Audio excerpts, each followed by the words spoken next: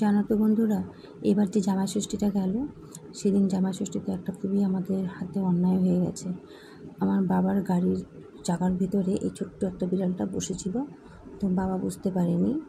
বাবা গাড়িটা যখন নিয়ে গেছে, পরে হঠাৎ করে দেখি বিড়ালটা দূরে ছিটকে পড়ে এরকম ওর একটা অ্যাক্সিডেন্ট হয়ে গেছে। ওর মুখ ভিতর থেকে ওর প্রায় ওর রক্ত অনেক কিছু বেরিয়ে গেছিলো।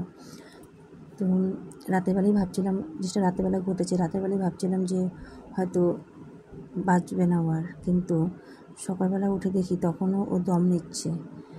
তো ডাক্তারকেও ডাকা হয়েছিল, ডাক্তার বললো যে ওকে বাঁচানো যাবে না, মরে যাবে।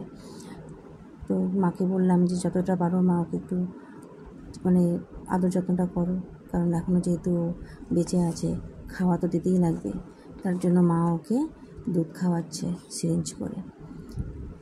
খুবই খারাপ লাগে জানো তো, ছোট্ট বিড়াল, এরা দুটো আছে, এ ছেলে ওর একটা বোন আছে। কিন্তু এখন গাড়ির ভিতরে ঢুকে থাকলে কেটে পাবে বলো তো? যে না পেয়ে এই জিনিসটা এরকম ঘটে গেলো, তার ষষ্ঠীর দিনে। তা বিড়ালকে বলা হয় ষষ্ঠীর বাহন। আমরা খুবই কী বলবো, ভাবছিলাম যে কী হয়ে গেল আজকে। সারাটা দিন খুব হাসি খুশি মজায় করে কেটেছিল, কিন্তু এই সন্ধ্যার সময় এই ঘটনাটা ঘটে গেল। তো পরের দিন সকালবেলা মায়ের বিড়াল বাচ্চাটাকে একটু আদর যত্ন করলো, দুধ খাওয়ালো। কিন্তু জানো তো, বেশি দিন টেকেনি। ও 6 দিন ছিল। 6 দিন থাকার পরে একদিন ও নিজেই জীবন থেকে চলে গেল। টিকাতে পারলাম না, ডাক্তার তো বলেই দিয়েছিল টিকবে না। যাই হোক, খুবই খারাপ লাগলো।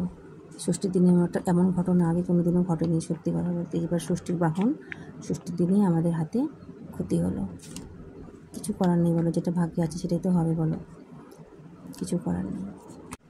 ওর গায়ে যে দেখছো, ও যে হলুদ হলুদ টাইপের, ওগুলো কিন্তু রক্ত না, ওগুলো কিন্তু চুন হলুদ গরম করে মা লাগিয়ে দিয়েছিল, কারণ যতটা ওকে আদর যত্ন করে রাখা যায়। তাও একটা মনের মধ্যে আশা রেখেছিলাম যদি বাঁচে। মাকে বলছিলাম, মা দেখা গেল যে তোমার আদর যত্ন পেয়ে বিড়ালটা সুস্থ হয়ে উঠলো। মার মনেও একটু খুশি হচ্ছিল যে হ্যাঁ, যদি বাঁচতে পারতো খুব ভালো হয়। কিন্তু ওই যে ভগবান যা চায় সেটাই হয়। তো মা বলছিল যে যারা নাকি খুব পাপ করে আসে তারা নাকি অকালে চলে যায়। এই ছোট্ট বিড়ালটার কী দোষ বলো তো? ও কী পাপ করেছে? মা বলে যে আগের জন্মে পাপ করেছে, তার জন্য এই জন্মে ওকে এরকম করে ভুগতে হলো। কিন্তু আমি সেটাই ভাবি, আগের জন্মে পাপ কি এই জন্মে ভোগ করতে হয়? কিন্তু আমরা তো বলি এই জন্মে পাপ এই জন্মেই ভোগ করতে হয়। তাহলে আগের জন্মে পাপের হিসাব এই জন্মে কেন হবে? আমি এখানটাই হিসাবটা বুঝতে পারি না। তো যাই হোক, খুবই খারাপ লাগলো যে বিড়ালটা জানো তো 6 দিন পরেই মারা গেছে। 6টা দিন ও খুব কষ্টে কাটিয়েছে, একটুকু চোখ খুলে তাকায়নি। তারপরে মাঝে মধ্যে খুব দাপড়াতো। কী বলবো, বুঝতে পারছিলাম না কী করবো। ডাক্তার তো বলে দিয়েছে চিকিৎসা করে লাভ নেই, মরে যাবে। আমরা নিজেরা যতটা পারছিলাম করছিলাম, যদি ভালো হয়ে ওঠে, মিরাকেল কিছু ঘটে যায়। কিন্তু ঘটেনি। শেষ পর্যন্ত ও চলেই গেল সবাইকে ছেড়ে। যাক, কোনো ব্যাপার না। যেখানে থাকবে ভালো থাকবে, সুস্থ থাকবে। তোমরা ভালো থেকো, সুস্থ থেকো।